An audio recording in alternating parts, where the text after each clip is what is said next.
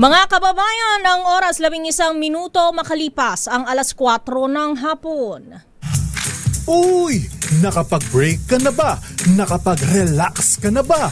Saan ka man nagtatrabaho, mapa-opisina man o work from home o mula mismo sa pwesto, sasabayan namin ang break time mo. Sasabayan namin ng mga balita at komentaryo, mga panayam ng mga taong viral ngayon. DZRH Break Time! At kasama nyo pa rin sa isa namang mainit na edisyon ng Break Time ngayong 23 ng Setyembre. Ako po si Thea Pecho Corpuz. At sa ngalan ni Boss Deo Macalma, ito ang inyong lingkod si Romel Fuertes. Malamig ang paligid, malamig ang panahon, pero mainit ang mga ating mga balita. Tunay ngang nagbabaga at narito na ang ating mga headlines. Ngayong Martes pa lang yan, pero parang hitik na sa bunga ang ating mga balita. Dating Senador Bong Revilla Jr. idinawit na din sa flood control scandal. Senador Marcoleta at Lacson nagkainitan sa pagdinig. Mali-malit ang pera na nagkakalaga ng 1 bilyong piso. Gano'n kaya karami yun? Parang 7 vans, di ba? Oo. Ang bigat. Grabe. Oo. Na-deliver umano ni Engineer Hernandez sa aid ni Congressman Zaldi Co. Bagyong Nando nakalabas na pero panibagong tropical depression nabuo. Death toll o bilang ng mga nasawi sa panalasa ng Bagyong Nando, 3 na, 5 ang naiulat na nawawala. Mga lumusob sa Menjola noong linggo, binayaran ng tig 3,000 piso. Ayon yan sa DILG Secretary. Congressman ko inireklamo na sa Ethics Committee ng Kongreso. Dating MECO Chief Cheloy Garafil itinalaga bilang bagong Secretary General ng Kongreso.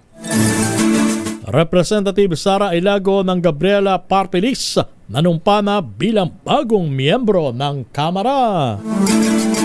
Mga consumer pinag-iingat sa pagbili ng frozen chicken dahil sa banta ng bakterya. At 57 milyong pisong halaga ng smuggled na sigarilyo nasabat sa Antique, 3 ang arestado. Yan ang mga headlines. Narito na ang detalye. RH Break Time!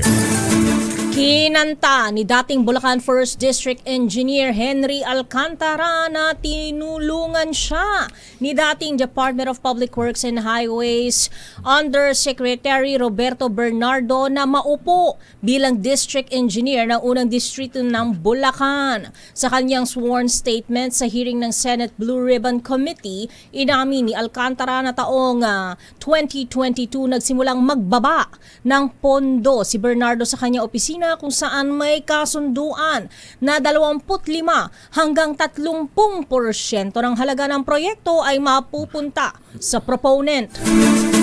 Anya, umaabot sa 350 million pesos ang inilaan na proyekto noong 2022 at 710 million pesos naman noong 2023 na nahati mula sa National Expenditure Program o NEP at General Appropriations Act o GAA. Pakinggan natin si Alcantara. Taong 2022 na magsimulang magbaba ng pondo sa aking DO si Yusek Bernardo. Ang kasunduan ay 25% para sa proponent. Ang proyekto ayon kay Yusek Bernardo, ang kabuuan ng mga proyektong naibaba ni Yusek Bernardo sa aking DO ay nagkakahalaga ng 350 million na sumusunod. Nandito po. Noong 2023, ang kabuuan ng mga proyekto na ibaba ni Yusek Bernardo sa aking DO ay halagang 710 million. Mula sa halagang ito, 450 million ang pumasok sa NEP, 260 naman po ang sa GAA. Ang para sa proponent, 25% po at may advance ito na 5 to 15 na kalimitang hinihingi ni Yusek Bernardo kapag ganap na ang NEP base sa pagdinig sa Kamara del Representante. Samantala ang pondong na BICAM ay may advance payment na 5 to 10 na kalimitang hinihingi matapos ang deliberasyon ng BICAM at ang balansa ay babayaran pagbuo paglabas ng GAA. Ang detalye ng mga proyekto ay nandito. Yan ang tinig ni Engineer Henry Alcantara, samantala pinangalanan naman niya sina Senators Jinggoy Estrada, Joel Villanueva at dating Senator Bong Revilla at ako Bicol Party List Representative Zaldi Co at dating Caloocan Representative Mitch Kahayon Uy na nakatanggap ng kickback mula sa flood control projects na mula umano sa General Appropriations Act at unprogrammed funds. Pero nilinaw naman ni Alcantara na hindi niya direktang nakausap ang mga senador at kongresista, subalit dumaan umano sa kanilang mga tauhan ang mga transaksyon kaugnay ng umano'y kickbacks. Nadi naman si ako Bicol Party List Representative Elizalde Co sa pagpapatuloy ng pagdinig ng Senate Blue Ribbon Committee kaugnay sa kontrobersyal na Ghost Flood Control Project sa Bulacan. Sa testimonya ni dating DPWH District Engineer Henry Alcantara at Engineer Bryce Hernandez, lumutang ang pangalan ni Ko na umano'y tumanggap mamalaking halaga kapalit ng malaking proyekto na ibinababa sa distrito. Batay sa sinumpang salaysay ni Alcantara, mula 2022 hanggang 2025 ay nakapagdala si Ko ng 426 na proyekto na may kabuang halaga na 35.24 billion pesos, kung saan kinukuha umano ang 25% komisyon. Ibinunyag ni Alcantara na personal siya nagatid ng pera sa bahay ni Ko sa Valle Verde, Pasig City at sa isang hotel sa Bonifacio Global City. Pinatunayan ito ni Hernandez sa pagtatanong ni Senador Erwin Tulfo, kabilang ang insidente kung saan umabot umano sa mahigit 1 bilyong piso ang dinala sa penthouse ni Congressman Ko. Pakinggan natin ang kanilang pahayag. Sa pagkakaalala, alam mo magkanong pera yung inabot mo doon sa tao ni Kong Saldi na si Paul? Maraming maleta po ng pera yon, Your Honor. Tingin ko po, billion po yun. Billion? Opo. Saan nyo sinaka yung billion? Sa mga van po. Kung di po ako nagkamali, mga 6 o 7 van po yung gamit namin nun. 7 van? Pagdadala. Bakit? Ilang maleta ba yung ilang billion na yon? Ang laman po ng isang maleta nasa 50 million po. So ilang maleta lahat-lahat yun? Estimate mo, pagkatanda mo? Mahigit po sa 20 maleta, Your Honor. At 50 million? Opo, Your Honor. So mga 1 billion po yun, tama po ba? Opo, Your Honor. Saan po diniliver ito? Yun nga po sa meron nung una po, doon po sa basement po ng Shangri-La. Shangri-La Hotel? Opo. Saan Shangri-La po? Dalawa po. Shangri-La ito. Sa BGC po. Sa BGC, sa basement. Opo. So, paano? May kotse ba tumapat sa van ninyo? May mga van to van? Wala po, sir. Kumbaga, diretso po siya sa elevator, paakyat po doon sa penthouse. Yan ang kanilang pahayag. So, ilang tao kaya ang bumuhat doon, ano? Marami-rami yan. Mabigat diba? Maraming kasing timbang ko. Baka mabigat pa sa akin isang Biruin maleta. mo sa isang maleta, ang kanyang estimate ay nasa 50 million pesos ang 50 laman. 50 million. Grabe. Ano kaya itsura nun? Hindi ko na malalaman, di pa ako nakahawak. Kaya nga eh. Yung ang 1 million, ang hirap hawakan eh. Madaling bungkus-bungkusin kung hindi para sa'yo. At ang mahirap nito, hindi lang isa ang nagsasalita. Dalawa. Marami ang kanta. Chorus. Ay, nako. Ibinunyag nga ni dismissed DPWH Bulacan District Engineer Henry Alcantara na para kay ako Bicol Party List Representative Zaldi Co ang larawan ng bulto ng pera na ipinakita ni dating DPWH Engineer Bryce Hernandez sa naunang flood control scandal hearing ng Senado. Ayon kay Alcantara, umabot sa 519 million pesos ang kickback noong 2022 mula sa BICAM insertion ni Co, habang nasa 579 million pesos noong 2023 bilang advance payment para sa mga proyekto. Pero binigyan din nito na hindi niya personal na nakilala si Ko dahil mga tauhan nito na sila alias Paul at Mark ang tumatanggap ng pera. Narito ang paratang ni Alcantara. Na nakalaan para kay Kong Saldi dinadala sa akin. Ako naman po ang nagdadala o naghahatid na hinihinging porsyento ng Kong Saldi sa iba't ibang tao niya. Hindi ko po siya na-meet during pagdadala. Ang tao niya po ay may alias lang Paul at Mark. Dahil sila po yung nag-message po sa akin through Viber, disappearing message po iyon, na doon ko po dadalhin. May isa o 2 beses na dinala ko sa parking lot ng Shangri-La Hotel, Bonifacio Global City, ang porsyento ni Kong Saldi. Paminsan-minsan man, inahatid ko ito sa kanyang bahay sa Ladybug Street, Valle Verde 6, Pasig City. Mula Ortigas po, kakaliwa ka stoplight, may gate ka kanan, kakaliwa ka kanan, makikita na po yung bahay. Bagay na kinontra ni Engineer Bryce Hernandez dahil minsan na umano niyang nakita si Ko habang kausap si Alcantara. Dagdag pa ni Hernandez, personal na silang nakapag-deliver ng bilyong-bilyong halaga ng pera na nakalagay sa maleta, kabilang ang isang pagkakataon kung saan 6 hanggang 7 van ang nagdala ng maleta na naglalaman ng 50 milyong piso bawat isa sa basement ng isang hotel sa Bonifacio Global City. O nga no, party list representative pero nakapag-insert ng kanyang mga proyekto ng budget. Ganun siya kalakas. Powerful. Kasi siya rin ang chairman ng Appropriations Committee. Kaya meron siyang parang access sa budget. Interesting. At saka yung mga nagsasalita, ito yung mga major players na ito, hindi lang basta. Alam mo, Lakay Romel, isa pa lang to na area. Hindi pa natin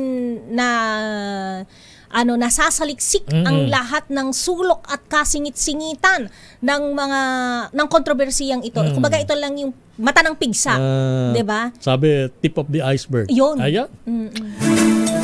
At ibinunyag pa ni dating DPWH District Engineer Henry Alcantara na nakapagsingit ng 35.24 billion pesos na halaga ng flood control project. Si ako, Bicol Party List Representative Saldi Co mula 2022 hanggang 2025. Ang Alcantara, umabot sa 519 milyon ang proyekto noong 2022 at 579 million pesos naman noong 2023. Idinitalye din ito kung paano kinokolekta ni Ko ang porsyento mula sa mga proyekto kung saan naipasok sa National Expenditure Program. Ay agad itong nabibigyan ng 10% at ang natitirang 15% ay sa paglabas ng General Appropriations Act, habang sa mga proyektong dumadaan naman sa BICAM ay binabayaran naman ang unang 10% matapos mailabas ang GAA at ang balanse ay makalipas ang 2 buwan. Samantala, kung sa unprogrammed funds naman na ipasok ang proyekto, ay buo agad ang 25% na naibibigay kay Ko na galing mismo sa mga kontratista. Itinanggi ni Lauren Cruz, may-ari ng tinatawag na tambayan, na siya ang bagman o tagadala ng pera ni dating Bulacan 1st District Engineer Henry Alcantara. Sa pagdinig ng Senate Blue Ribbon Committee, iginiit ni Lorenzo na isa siyang negosyante at walang kinalaman sa mga proyekto ng gobyerno. Pero ayon kay dating Assistant District Engineer Bryce Hernandez, si Cruz umano ang bagman ni Alcantara. Ayon kay Senator Panfilo Lacson, ilang sasakyang donasyon ni Alcantara ay natunton sa pangalan ni Cruz. Aminado si Cruz na siya ang may-ari ng tambayan pero isang beses lang umano siya nakakita ng perang dinala doon. Wala rin umano siyang alam kung para saan ang pera dahil hindi naman siya bahagi ng DPWH. Narito ang pagtanggi ni Cruz. Mr. Cruz. Mr. Chair, hindi po ako bagman. Sinabi ni Bryce yan last time. Inamin na niya, no? Gusto mo magsapukan kayong dalawa. Sen, ikaw po nagsabi na bagman siya. Kinonfirm ko lang po. Kinonfirm mo? Pareho na lang yun. Opo, salamat po, Your Honor. Kinonfirm at saka sinabi, parehas lang yun. I mean, hindi po sa akin nanggaling yun, Your Honor. Okay. Kung bagman ka, magkanong laman ng mga bag na pera na daladal mo palagi para ipansugal nitong Your Honor, mga kasamahan? Hindi po ako bagman. With the indulgence of... Samantala, ito na ang epekto ng nakawan ng pondo sa mga proyekto na yan ng DPWH. Inamin ni dating Bulacan 1st Assistant District Engineer Bryce Hernandez na lahat lahat ng proyekto ng DPWH sa kanilang opisina mula 2019 ay substandard.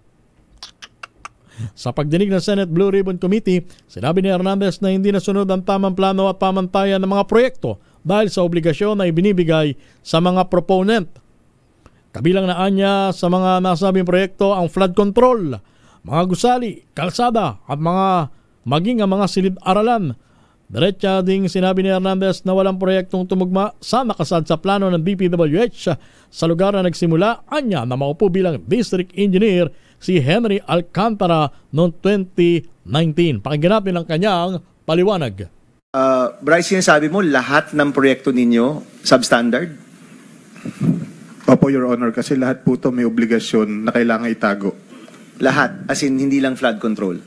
Opo, Your Honor. Hindi po namimit ko ano po yung eksaktong nasa plano, Your Honor. So may plano ang DPWH, merong budget yan, pero dahil yung budget pinaghati-hatian ninyo, sa dulo, walang project na maayos na dumaan sa inyo? Wala po. Yan ang testimony mo ngayon? Opo, Your Honor. Sa opisina po namin, Your Honor. At yung hawak mo ulit ay anong mga proyekto, Bryce?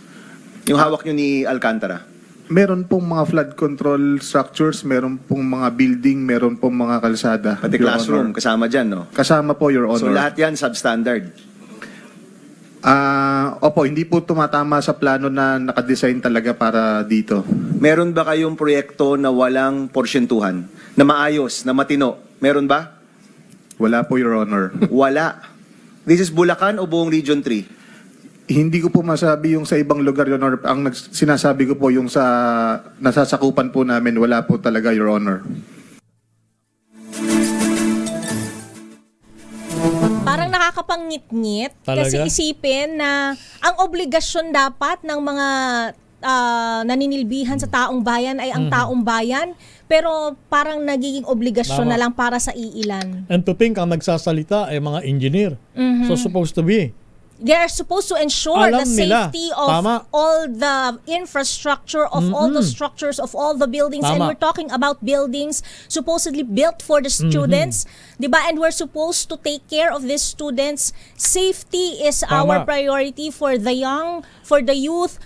Pero hindi natin na ibibigay because inuna natin... Entirely different ang nangyari. Inuna natin ang ating inuna Greed. nila ang kanilang sariling mga bulsa, inuna nila ang sarili nilang kapakanan at isinawalang bahala, isinantabi. Pambihira, diba? no? Ang Ganyan kapakanan talaga. ng mas nakararami. Ganyan talaga mangyayari, Ms. Thea. Eh syempre, yung contractor, pagka yung supposed to be yung kita nila, hinati-hati, kung saan na porsyento na pupunta, chances are, yung materyales na kanilang i-deliver, hindi na kompleto. Hindi na kompleto. Otherwise, sila naman na malulugi. Kaya nga sinasabi nila Ay, noon ko pa naririnig, yung sinasabi nila na yung kalsada, yung kapal daw talaga niyan dapat ay 12 inches, pero nagiging kalahati na lang kasi kalahati na lang yung para sa mismong proyekto. Yun. The rest ay napupunta kumapal na ang mga pagmumukha, kumapal na ang mga bulsa. Pero habang kumakapal yung bulsa nila, numinipis naman yung kanilang trabaho. Numinipis ang mga proyektong dapat nilang ginagawa. Nakakalungkot, nakakangit-ngit, nakakagalit. Pero at ito 2019 pa. At isa pa lang, Joseph. correct, 'di ba? Isa pa lang tong bahagi, isa pa lang tong departamento na maaari pang masilip, 'di ba? Nakakalungkot isipin na ang mga public servant ay sineserve ng public. Pilipinas, ang oras alas 4:30. 26 ng hapon. RH Break Time. Standby sa ating mga reports, Pangulong BBM nakatutok sa pagtugon ng pamahalaan sa epekto ng nagdaang Super Typhoon Nando. Naku, kamusta kaya yung ating mga kababayan na napipinsala na naman ng pagbaha, ng pagbayo, ng bagyo, habang yung iba ay talagang napakatatag ng mga tahanan, ng mga bahay. Talagang hindi matitinag ang sinasabi nga nila ay kakapalan. 'Di ba? Greed. Oo. Sagad-sagad. Kasakiman. Kasakiman. Di ba kayo nakakonsensya? Di ba? Di ko na nga alam. Nakakatulog pa ba kaya yung mga tao na yan? Pambihira. Siguro. Ha? Siguro. Okay pa sila eh. Hindi pa naaantig ang kanilang kaluluwa. Kulang pa? Kulang pa. At dinggin na nga natin ang detalye ng balitang yan. RH14, Lef Narciso, Miss Lef. Lakay patuloy na tinutukan ni Pangulong Ferdinand Marcos Jr. ang epekto ng nagdaang Super Typhoon Nando sa norte. Ayon kay PCO Undersecretary Claire Castro, regular na tumatanggap ng update ang Pangulo mula kay Defense Secretary Gilbert Chodoro. Sabi ni Castro, pangunahin sa direktiba ni Pangulong Marcos ang tuloy-tuloy na pagtugon sa pangailangan ng mga apektadong lugar, lalo na ang mga residenteng nasa evacuation centers. Una nang nabanggit ng palasyo na magtutungo ang Pangulo sa NDRRMC pero hindi ito pumunta ngayong araw. Batay sa tala ng NDRRMC, nasa 44,000 pamilyang at apektado ng Super Typhoon Nando. Iniulat naman ng National Electrification Administration na aabot sa halos kalahating milyong kabahayan ang walang kuryente ngayon. Ito si Lef Narciso para sa DZRH, una sa Pilipinas, una sa Pilipino. Samantala, mga opisyal na pinangalanan ni Engineer Henry Alcantara na nagkaroon ng flood control project sa kanilang distrito, inirekomendang kasuhan. Ibalita mo yan, RH number 28, paring Raymond Dadbaas. Paring Raymond. Paring Romel, inirekomenda ng National Bureau of Investigation na kasuhan ang mga kilalang opisyal ng gobyerno na pinangalanan ni Engineer Henry Alcantara sa kanyang sinumpaang salaysay na nagkaroon ng flood control project sa Bulacan First Engineering District at ilan sa mga ito ay tumanggap umano ng obligasyon. Ito ang inanunsyo ni Justice Secretary Jesus Crispin Boyeng Rimulya sa hearing ng Senate Blue Ribbon Committee. Kasunod ito ng pagsalang sa evaluation sa testimonya ni Alcantara sa DOJ kasamang mga taga-National Bureau of Investigation, Anti-Money Laundering Council at National Prosecution Service. Sabi ni Rimulya, kabilang sa mga nirekomendang kasuhan ay sina Engineer Henry Alcantara, Senador Jinggoy Estrada, Senador Joel Villanueva, Congressman Saldico, Undersecretary Roberto Bernardo at dating Congresswoman Mitch Kahayon Uy. Ito ay sa kasong paglabag sa Republic Act 3019 o Anti-Graft and Corrupt Practices Act, Indirect Bribery at Malversation of Public Funds. Pinag-aaralan pa ang pagkakasangkot ni COA Auditor Mario Lipana, ganun din si dating Senador Ramon Bong Revilla na nabanggit sa hearing. Nauna nang iniheg ng kalihim na may freeze order na ang AMLAC sa bank accounts ng mga nabanggit na mga opisyal. Narito si Secretary Boyeng Rimulya. We gave a digital file to the AMLC and they already started acting on this because it is already a filed complaint with the Department of Justice. So given that, I believe that freeze orders have been issued already by the AMLC over the bank accounts of many Against people. how many persons and who are they? Sir, the recommendation of the NBI for prosecution, and probably this is what AMLAC followed, are as follows: for Mr. Alcantara, for Joel Villanueva, Senator Joel Villanueva, Senator Jinggoy Ejercito Estrada, Congressman Ko, Elizalde Ko, former Undersecretary Roberto Bernardo, and former Congresswoman Mitch Kahayon. And the crimes committed were all specified in the sheet given by the NBI to us. Ang bahagi ng pahayag ni Secretary Jesus Crispin Boyeng Rimulya ng Department of Justice.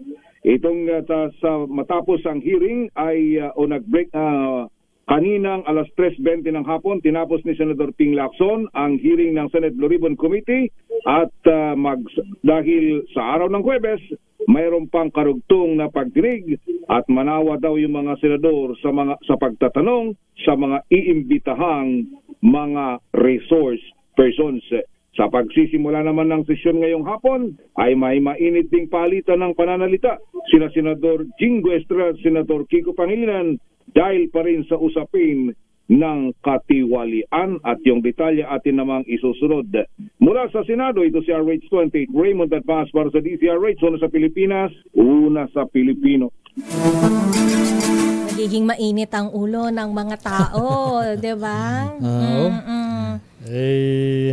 Total, nakikita na rin naman natin na overwhelming ang ebidensya doon sa mga talagang nasa likod ng nakawan na ito eh. Siguro it's about time na mag-sample. Sana talaga may maparusahan. Yun lang naman talaga ang gusto ng taong bayan at ang maibalik ang ninakaw sa kaban. Yung mga tao makukumbinse na seryoso. This government is really serious to win the battle against graft and corruption. Tama. Oo.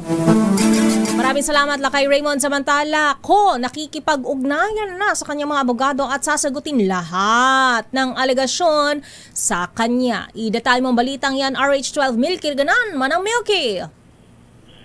Teya at Romel, nakikipag-ugnayan na si Ako Bicol Party List Representative Elizalde Co sa kanyang mga abogado at sa lalong madaling panahon ay sasagutin lahat na maalegasyon laban sa kanya. Sa maiksing statement, pinabulaan na ni Ko ang lahat ng maalegasyon laban sa kanya sa hearing kanina ng Senate Blue Ribbon Committee. Walaan kay itong mga basehan. Sabi ni Ko, sasagutin niya lahat ng alegasyon sa tamang panahon at sa tamang venue. Samantala, sinabi naman ni Representative Alfredo Garbin ng Ako Bicol Party List na siyang kapartido ni Ko. 2 linggo nang huli silang mag-usap ni Ko at naniniwala siya na ito ay nasa Amerika pa rin.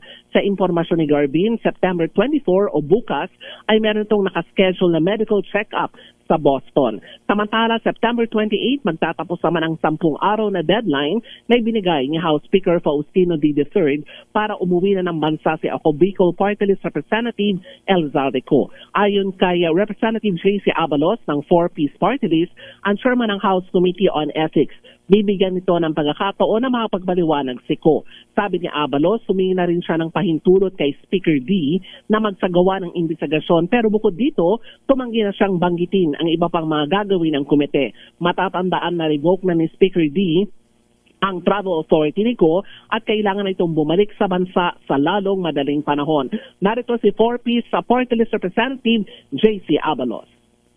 Allowed to discuss possible complaints against any of our members outside or beyond our rules. Yung tamang venue po for any complaints ay para po dyan sa Committee on Ethics.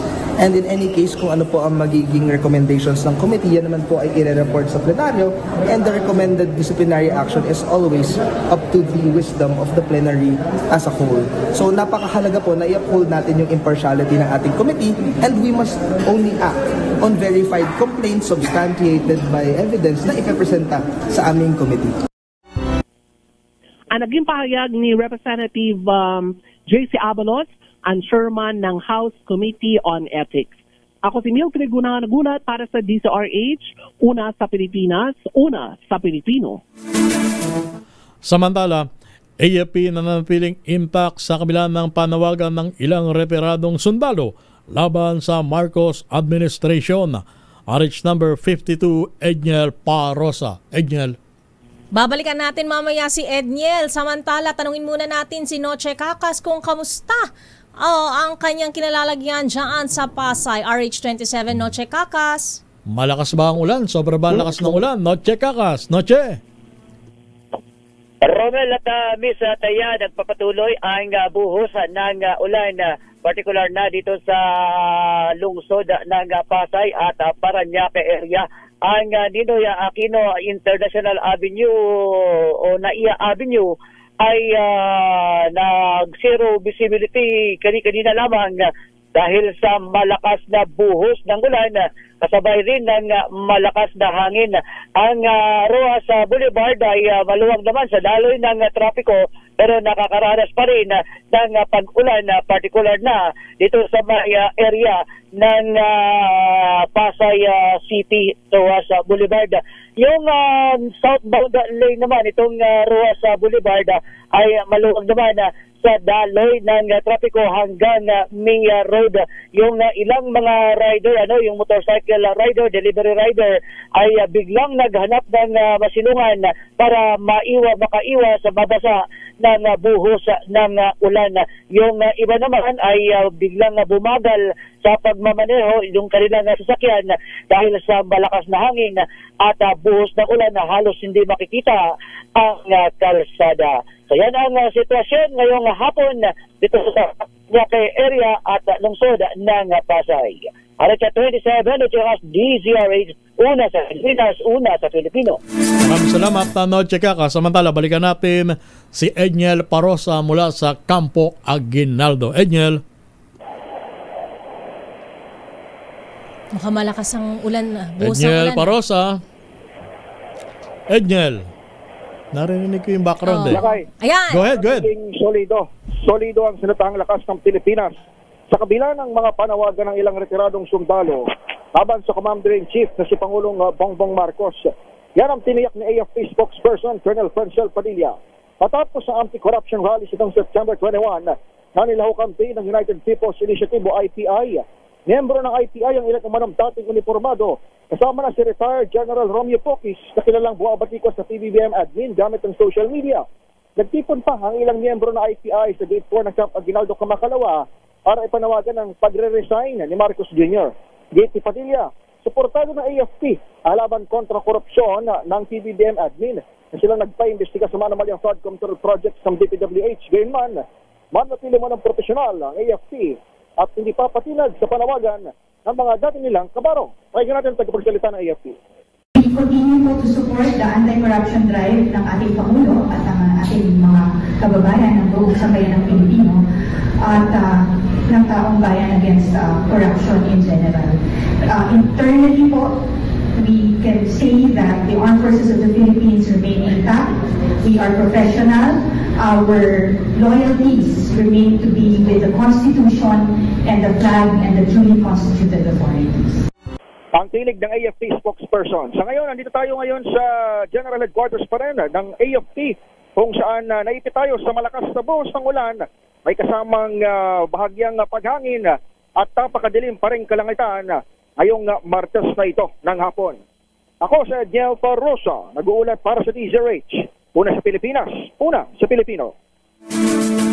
Maraming salamat, Edniel. Samantala, nakalabas na ng Philippine Area of Responsibility ang Super Typhoon Nando kaninang alas 4:50 ng umaga. Pero dahil sa lakas ng hangin ito, nakataas pa rin ang signal number 2 sa western portion ng Babuyan Island, northwestern part ng mainland Cagayan at northern portion ng Apayao. Nakataas naman ang signal number 1 sa Batanes, nalalabing bahagi ng Babuyan Islands, Cagayan, northern portion ng Isabela, Apayao, Abra, Kalinga, Mountain Province, Ifugao, Benguet, Ilocos Sur, La Union at northwestern portion ng Pangasinan. Sa forecast ng Pag-asa, inaasahang hihina na ang bagyong Nando bago ito lumapit o maglandfall sa southern China bukas ng gabi. At isa ng ganap na bagyo ang low pressure area sa labas ng Philippine Area of Responsibility. Ayon sa Pag-asa, huli na mata ng bagyo sa layong 1,075 kilometro mula sa silangan ng Eastern Visayas. Taglay nito ang lakas ng hangin na abot ng hanggang sa 55 kilometro bawat oras malapit sa gitna at may pagbugso na abot ng hanggang sa 70 kilometro bawat oras. Kumikilos ang bagyo pakanluran sa bilis na 35 kilometro bawat oras kung saan inaasahan tatahakin ito ang Southern Luzon, partikular ang Bicol Region, Calabar Zone at Mimaropa. Inaasahan papasok ito sa loob ng PAR ngayong hapon kung saan tatawagin ito sa pangalang Bagyong Ompong o Opong, Bagyong Opong. Malaki din ang posibilidad na lumakas pa ang bagyo at umabot sa tropical storm category bukas, araw ng Miyerkules. Samantala, umabot na sa 3 katao ang napaulat na nasawi habang 5 pa rin ang nawawala bunsod ng pananalasa ng Super Typhoon Nando, nagdaang bagyong Mirasol at hanging habagat. Sa ulat ng National Disaster Risk Reduction and Management Council o NDRRMC, isa sa mga umano'y casualty ang naitala sa Cordillera habang 2 naman sa gitnang Luzon. Pinakahuli rito ang landslide na nangyari kahapon sa bahagi ng Marcos Highway, sakop ng Tuba, Benguet, kung saan 4 na sasakyan patungong Baguio City ang natabunan.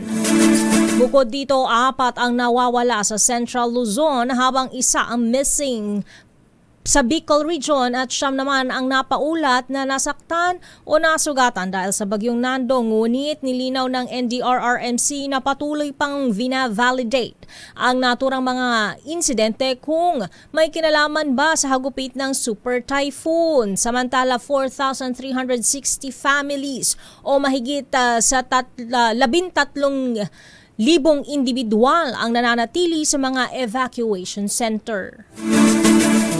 Hindi naman nagbababa ng alerto ang National Disaster Risk Reduction and Management Council kahit nakalabas na ng bansa ang Super Typhoon Nando.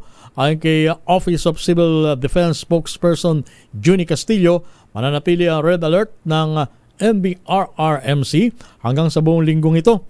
Ito ay dahil pinaganda ng pamahalaan ng maaring epekto ng pagpasok ng isa pang bagyo na tatawaging Opong at inaasahang tatama rin sa norte. Paliwanag pa ni Castillo, para nito para madaling mahugot ng NDRRMC ang mga tauhan nito sakaling kailanganin, lalo't nagpapatuloy ang damage assessment sa nagdaang super bagyo. Samantala, tiniyak ni Acting PNP Chief Police Lieutenant General Jose Melencio Nartates Jr. na airtight ang kasong isasampa laban sa mga itinuturong responsable sa riot noong Setyembre 21 sa Maynila. Ayon kay Nartates, tuloy-tuloy ang pangangalap ng ebidensya ng mga investigador sa pamamagitan ng interrogation at pagsusuri sa social media posts na may kinalaman sa insidente. Giit ni Nartates, mananagot ang lahat ng sangkot sa kaguluhan na nagresulta sa pagkakasugat ng daan-daang pulis at sibilyan. Kasabay nito, pinabulaanan ni Nartates ang alegasyon ng police brutality at iginiit na mismong mga pulis ang nakaranas ng pananakit. Sa ngayon, umabot na sa 216 ang naaresto, kabilang ang 89 na menor de edad. Pinaniniwalaan naman na nabayaran ng mga kabataan na sangkot sa nangyaring gulo sa Mindiola sa gitna ng ikinasang kilos protesta laban sa katiwalian noong araw ng Linggo. Ayon kay DILG Secretary John Vic Remulla, may mga binanggit ng personalidad ang mga naaresto nilang kabataan, ngunit kailangan pa ng clearance mula sa Department of Social Welfare and Development. Ngunit ayon sa natanggap nilang salaysay, binayaran umano sila ng tig 3,000 pesos para manggulo sa Mindiola. Bukod dito, kasama din umano sa naging utos sa kanila ang pasukin at sunugin ang Malacanang. Pakinggan natin si Secretary John Vic Remulla. Magdala ng Molotov cocktail, magdala ng bato, kung makalusot sa linya, sunugin ng Malacanang. They wanted to breach the lines. Kaya kita mo naman yung depensa natin, as much as maximum tolerance yun. Hindi na talaga namin papanusutin kahit ano mangyari. Sinabi pa ng kalihim na mayroon na silang natukoy na 5 personalidad na nagpondo sa mga kabataan upang manggulo sa Mindiola. Sa iba pang balita, pinag-iingat ng isang grupo ang publiko mula sa pagbili ng frozen products, lalo na sa mga imported na manok sa wet market o sa palengke to, di ba? Pagka wet market. Ayon sa United Broilers Raisers Association, ang babala ay may kinalaman sa kontaminasyon na maaaring magmula sa frozen chicken na lubhang mapanganib sa kalusugan. Sinabi ni UBRA Chairman Elias Jose Insyong na dahil sa proseso ng packaging at storage, mataas ang tiyansa na pamahayan ng bakterya ang naturang produkto. Bukod rito, may mga pagkakataon din umano na nilalagyan ng kemikal ang frozen imported chickens upang manatiling sariwa. Binigyan din ni Insyong na higit na mataas ang bacteria contamination, partikular ang salmonella kapag ang produkto ay hindi nilagay sa freezer pagdating sa mga pamilihan. Kaya ako ay support local, not for anything. Lagi ko tinatanong, ito po ba imported, ito po ba local, dahil hindi lang to sa usaping safety, usapan din ito ng pagsuporta sa ating mga, bukod sa mga magsasaka, sa ating mga, basta all agricultural products, I as much as possible, I support locally manufactured, locally produced. Yan, di ba, na mga produkto. At meron muna tayong Flash Report. Flash Report. Flash Report. Flash Report. Eto na. Kalalabas lang ng Super Typhoon Nando, meron na namang panibago at pumasok na sa loob ng PAR o Philippine Area of Responsibility ang Tropical Depression na tatawaging Bagyong Opong. Ayan po ay pumasok alas 4 ng hapon. Kani-kanina lamang. Aba, sinabayan pa tayo ng pag-break time natin. Pumasok si Opong. Halos kaumpisa natin. Aba, ayan. Huwag ka na maging super dyan, ha? Ingat po. Bapay nga ron sa pagtaya ng Pag-asa, mukhang norte na naman ang pinupunteriya. Nakakaawa na yung mga strawberry farm. Di ba ano lang last July, tapos ngayon na naman sa Nando. Agadanad kayo. Amin nga kayo yan, dito norte. Flash Report. Flash Report! Samantala, malaking tulong sana ang flood control project sa Disaster Risk Reduction Management Office workers pero patuloy pa ring nalalagay sa peligro ang kanilang buhay habang ginagawa ang kanilang tungkulin.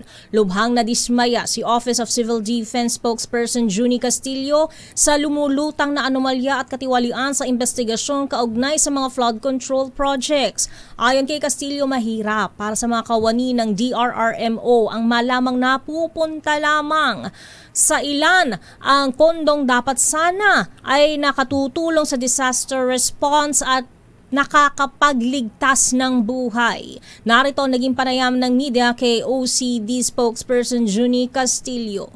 Bilang mga DRRM workers po,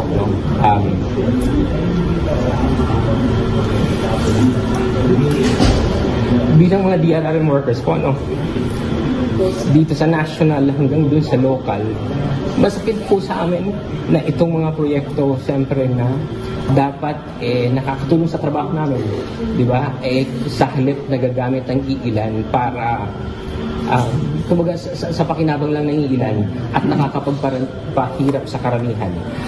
Magmula po sa national mga DRRM workers hanggang sa local DRRM workers, ang hirap po nito, no? Na kumbaga nalalagay sa peligro, sa sakripisyo yung aming buhay para mapangalagaan yung kaligtasan ng ating mga kababayan. So masakit po ito sa amin na ganito yung nangyayari, na merong mga iilan na naaabuso itong mga dapat sana ay makakatulong sa aming trabaho.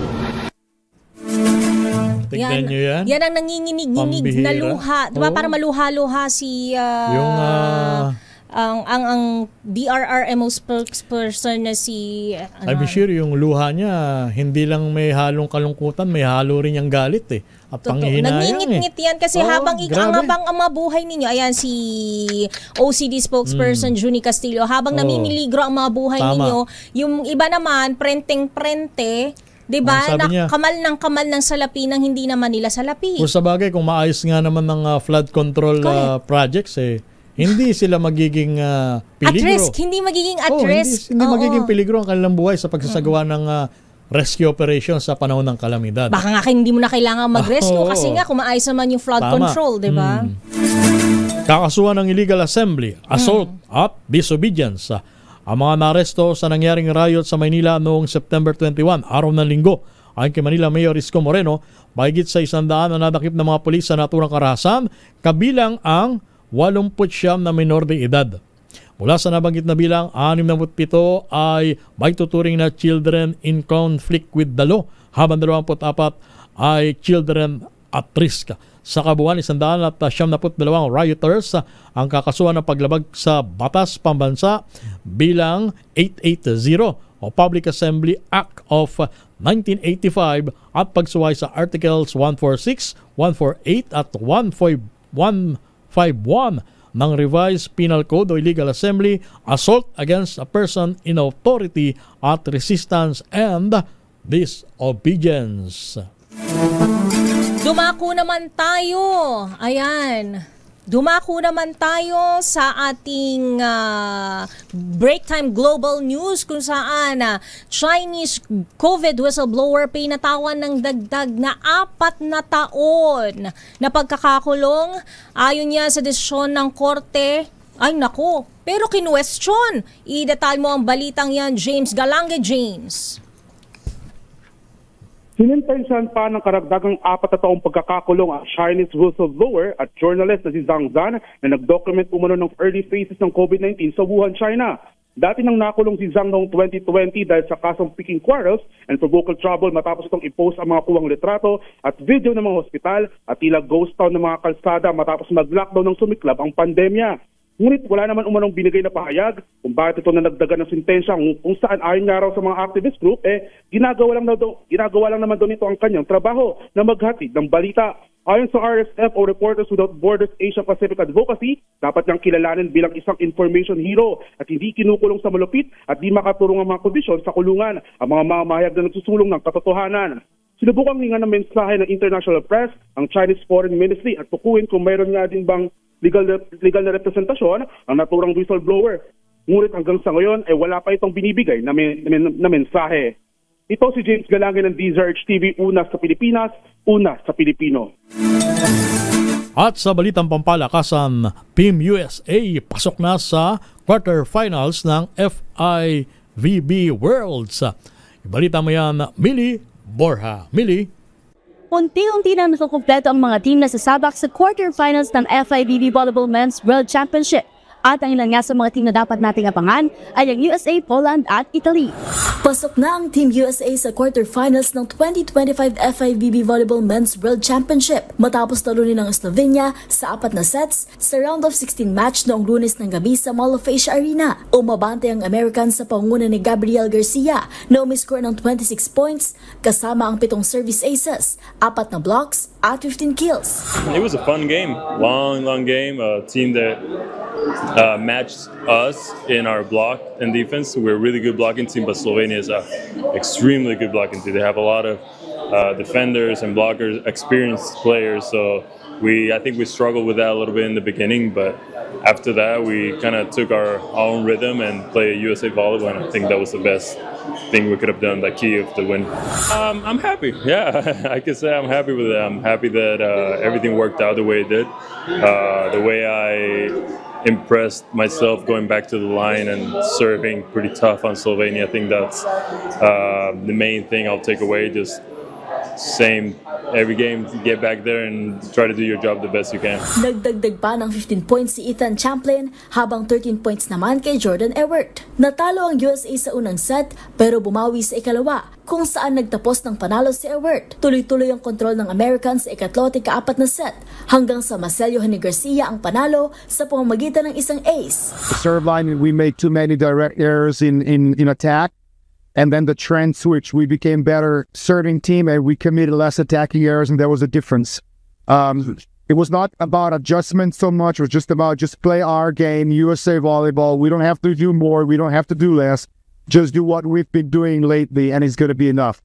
And that's what we did. I think we're guilty that this wasn't the prettiest game of volleyball that we could have played. And that's pretty cool story of this team is like, we're surviving, we're fighting, we're trying to do whatever we can to get more points than the other team on this day. And so I think we did a really good job of finding a way to win today, even when it wasn't always pretty. I think Slovenia played a really good set as we weren't exactly great with our touches and our transition opportunities. We'd see that we did a lot better in the second or fourth set, but we had a lot of chances. We just didn't take advantage, and Slovenia is a great team, so they played really good defense. It was a tough set. Sunod na makakatapat ng USA ang Bulgaria sa quarterfinals sa Webes September 25. At nang tanungin natin ang Team USA players kung ano ang masasabi nila sa mainit na suporta ng Filipino crowd. Oh, it's great.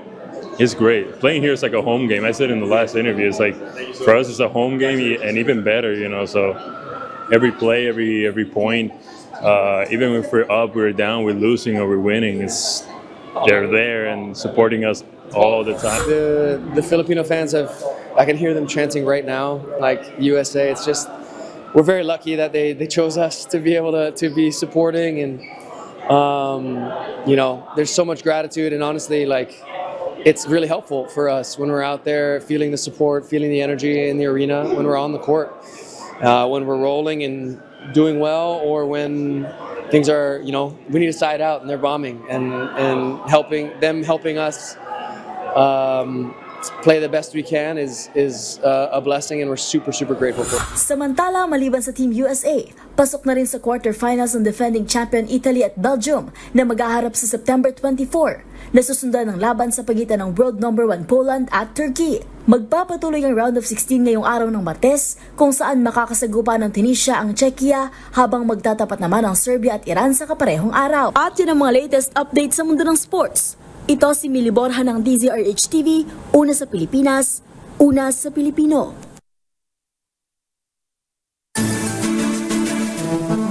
Dumako naman tayo sa Break Time Showbiz. SB19 Bini 4 of Spades, Maki, kabilang sa mga nominado sa first ever Filipino Music Awards. Idetalye mo ang showbiz news na yan. Showbiz Angel, Angelica Cosme.